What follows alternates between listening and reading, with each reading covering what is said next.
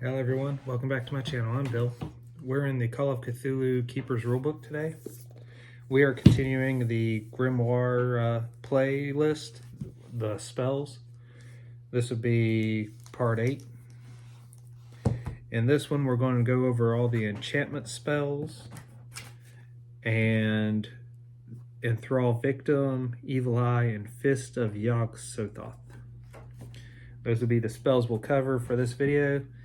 I'm going to skip the section that's talking about gate spells, and we're going to come back and do the next video on the gate spells, and then wherever this video leaves off, we will continue the video after that. So, without further ado, let's read about enchantment spells. A number of enchantment spells exist, each used to imbue magic into a different device or artifact. Each spell involves a blood sacrifice, the sacrifice of magic points, the loss of 1d4 or more sanity points, and at least a game day of time. There are 4 enchanted items of permanent duration for which no spell of creation is known. The glass from Ling, the lamp of Alhazard, the Plutonian drug, and the Shinning trapezohedron. These 4 exceedingly rare items are included in Chapter 13, Artifacts and Alien Devices, under their alphabetical entries, not in the list of enhancements or enchantments. Crafting an enchantment or an artifact brings risk. The item may be unpredictable, advantages and disadvantages. While it might be useful for probing more deeply into the mythos, it might also expose investigators to monstrous encounters or could offer a way to another dimension. Keepers should consider how an enchanted item or artifact may affect the game, since the spell or the artifact is unlikely to vanish from play once introduced. It will alter the abilities, for good or ill, of the investigators. Make sure you are certain of what it does, what it costs, and its implications for your game. Enchant Book. The cost is variable POW. And 1d4 sanity points. The casting time is 3 days. Aids in summoning star vampires by enchanting any book in which is inscribed the words of the spell Summon, Bind, Star Vampire. The book's ink must contain the ichor of a star vampire. The caster sacrifices a varying amount of POW, loses 1d4 sanity points, and meditates for 3 days. For each point of POW channeled to the book, add 2 percentiles to the caster's chance of success with Summon, Bind, Star Vampire. Enchant Knife. Cost, variable POW, 1d4 sanity points. Casting time, 2 hours. An enchanted knife increases the success chance for other spells. The spell enchants a knife or dagger made of pure metal, such as gold or iron.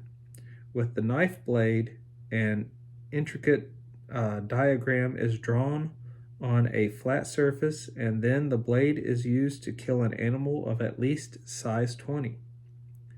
The creature's blood is then traced out to follow the lines of the drawn diagram, and the enchantment is complete. Such a knife is suitable for use in casting Summon Dimensional Shambler. Every point of POW placed into it adds 1 percentile to the chance for success in casting that spell. If the knife is used to slay the small animal for Enchant Brazier, the brazier so made adds 10 percentiles to the chance for successfully casting Conjure Glass of Mortlin. Enchant pipes. Variable magic points. Does 1d6 sanity points. Casting time 3+ hours. Augments the chance for success in casting particular spells. The spell enchants a set of panpipes or a flute.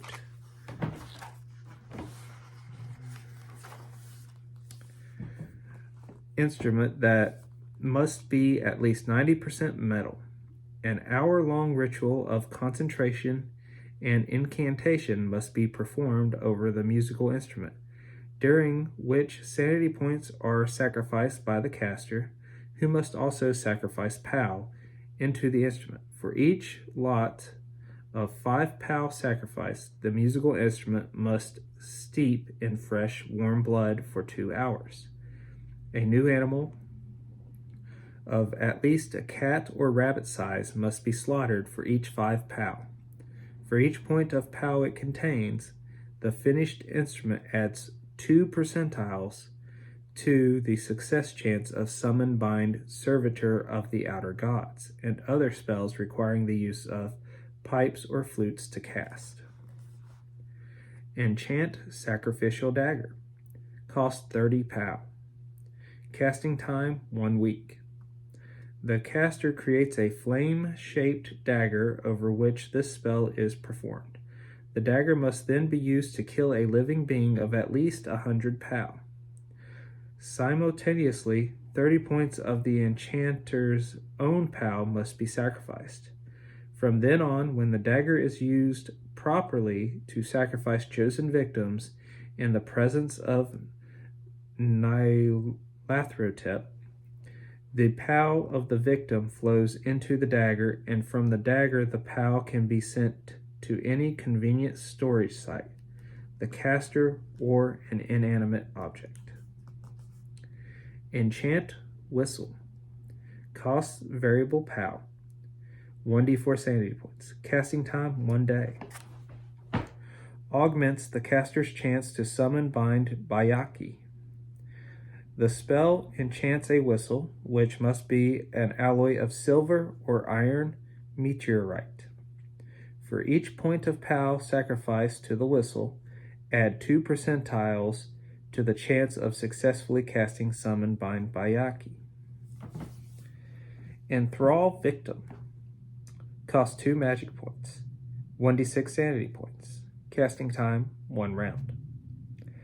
The caster must be able to speak calmly with the target before the spell can take effect. After a round or so of talking, an opposed POW roll must be made between the caster and the target on the D percentile, the D100. If overcome, the victim stands struck, numb, and dumb until relieved from the trance by physical assault or some similarly shocking event. If the caster fails to overcome the target, he or she may try the spell the following round, costing another 2 magic points and another d6 sanity points. Alternative names: strike dumb, the silver beguiling tongue. Evil eye. Cost 10 magic points and 1d4 sanity points. Casting time 1 round. Casting this spell causes the victim to suffer from bad luck. While the target must be within sight of the caster, the victim will not necessarily sense the evil eye spell influence, but it is likely to feel an odd chill or unease when the evil eye is cast. With a successful casting, the victim's chance for a luck roll is halved. Neither can the victim spend or gain luck points if the optional luck roll is being used, which I use it. The victim must apply 1 penalty die to all characteristic rolls, and his or her guns jam on every roll of 75% or higher. The chance for summon, bind spells are halved. The effects continue until the next sunrise, until the caster removes the spell, until the caster is found and bloodied, hit hard enough to bleed, or until the victim dies. Alternative names: Ye Right of Ill Fortune, Dark Curse, Witch's Hex. Fist of Yog-Sothoth. Cost variable magic points, 1d6 sanity points. Casting time is instantaneous. The caster causes a massive, invisible force to hit a single target. The caster must be able to see the target. Each magic point invested in the spell yields 2d10 strength of force. For every 30 feet of distance the caster stands from the target after the first 30 feet, the caster must spend an additional magic point. When the target is struck, if a living thing, an opposed roll must be made using the spell's strength versus the target's con. If successful, the target is knocked unconscious. Whether or not the target is left unconscious, the target is always pushed away from the caster for a distance in feet equal to the strength of the blow minus the target's size.